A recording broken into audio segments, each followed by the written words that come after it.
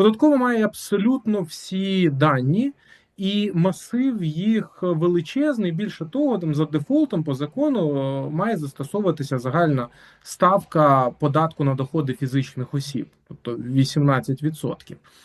Але це ніколи не було зроблено через політичні причини.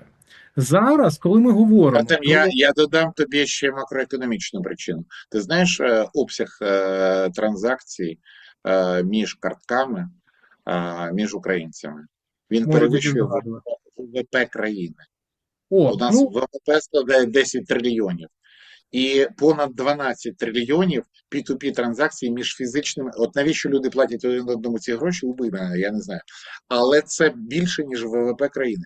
Обкласти ВВП країни, так як 18, додатковим 18% податком, ну я не знаю, це Майдан, да.